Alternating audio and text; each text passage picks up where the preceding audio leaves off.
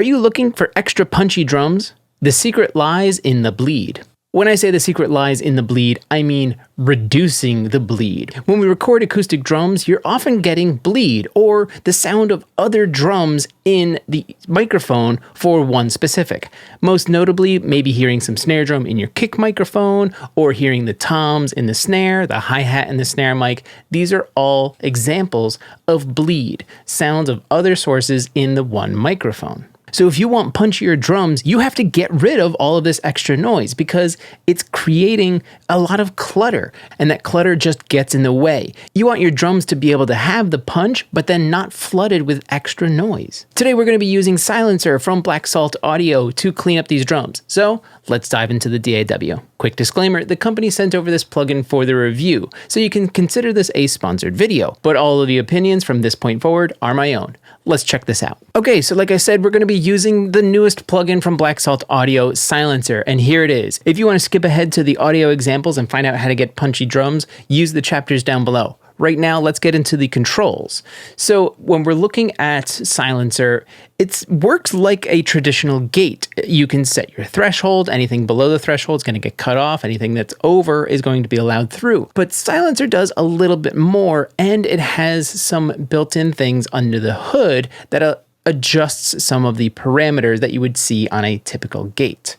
So when we're looking here, we'll start up along top. You can see there's a couple little icons. There's a kick drum, a top microphone, and you can see when we hover, it says snare top, bottom, and toms. There are different algorithms for the controls underneath based on these different style instruments or shells of our drums. So kick, snare top, snare bottom, or your toms. Underneath, you have three main controls. You have de-bleed, you have reduction, and you have length. De-bleed is our main control when we're not talking about reduction, length, or the threshold. The threshold is the control on the left-hand side here. De-bleed is actually some top-end attenuation because typically, especially when we're dealing with something like the snare top or snare bottom microphones, you're getting lots of hi-hat, you're getting lots of cymbal bleed in this one microphone, and that's a lot of top end. But we don't want to lose all of the top end information where the attack and the note of the snare drum actually is. We want to retain some of that top end, but reduce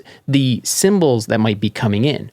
So de-bleed allows us to adjust the top ends of the signal coming out of Silencer. You'll understand a little bit when we get into the audio examples. Now let's go over the other controls. Threshold is just like we've seen on any other kind of gate. Anything above the threshold, cool, I want to be able to hear that. Anything below the threshold, I don't need that, close the gate. Reduction is how much reduction for whatever is beneath that threshold, so how reduced that dynamic range is going to become. In this case, the default is -40, but it can go all the way down to -80 and up to 0, which you're not doing any reduction. Then the length is like the hold or release time that you would see on a typical kind of gate. This is how long the signal that has passed over the threshold is allowed to be heard once it actually comes back down underneath. So it's exactly like a release or the hold put together on a traditional gate. Then you'll notice on bottom we have two buttons. We have Ghost and we have S-Chain or Side Chain if you didn't figure that one out.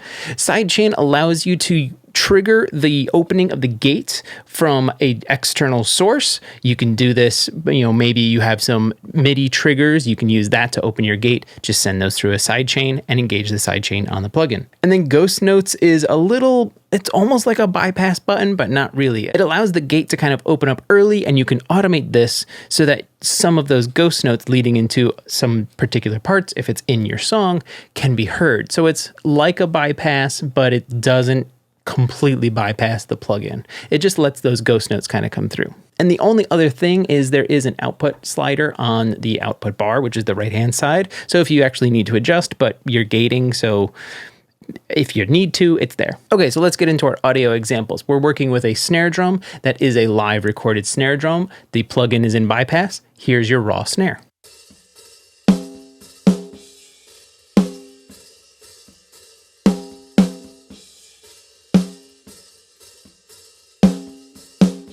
So you could hear we had lots of hi-hat going on. If we navigate to a different section of the song, we're probably going to have lots of cymbals. Here's that section.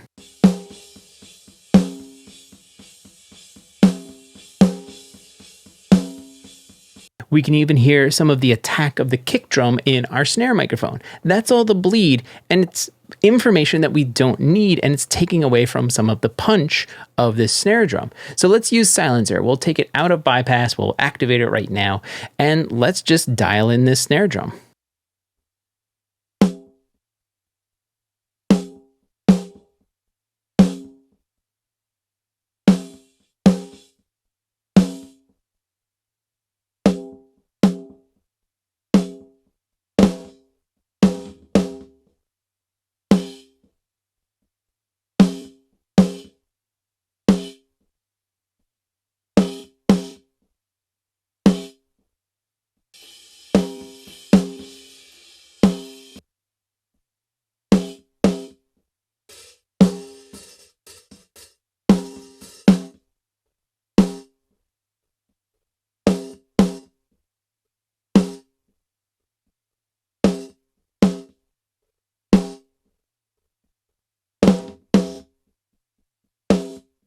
So you can hear it's letting some of the top end through, but we're using the debleed to get rid of some of the cymbal wash that is still coming through. When the gate opens up, yes, we're getting the top end of the snare, but it's quickly clamping back down, closing off the gates and reducing some of that top end information, but we're not really losing the detail of the snare. Now from here, you can do any kind of processing that you want, but what we're going to do now is switch over to all of my drums. I actually just had that one as an extra just to show you guys.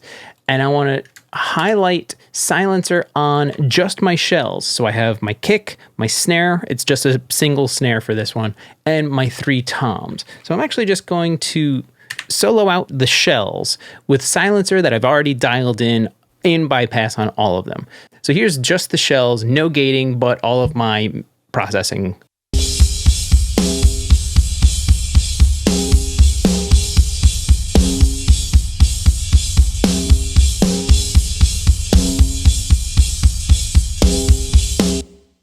And then here's that same passage with silencer on.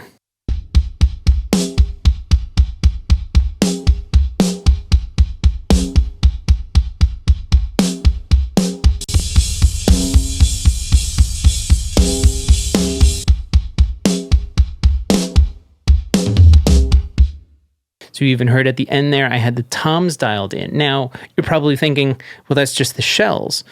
That's not everything. I need to hear what the drums sound like. So here's the entire drum bus for you.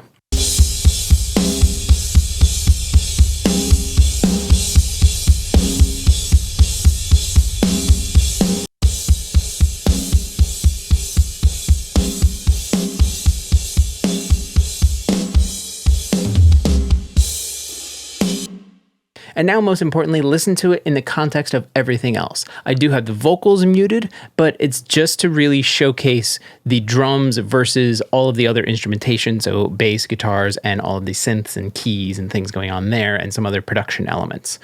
Listen to the before and after, and I'm just going to kind of do it as it's playing. So take a listen.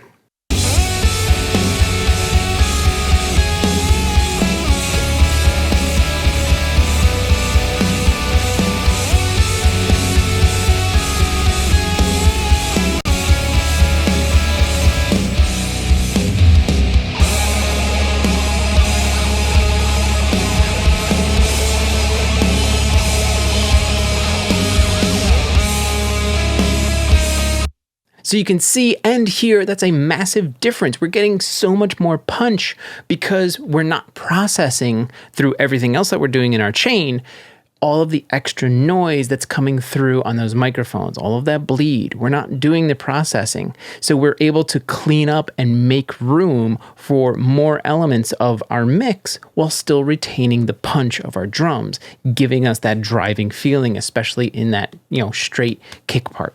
So there it is, that's Silencer from Black Salt Audio. This is available right now, so use the link down in the description to pick up your copy today. So there it is, it's one of the many secrets to punchy drums is the stuff that you don't want. Get rid of it and make room for the things you do want. This way you're concentrating on just those elements. I hope you liked this video. If you did, hit the like button, send it to somebody you know, and I'll see you next time.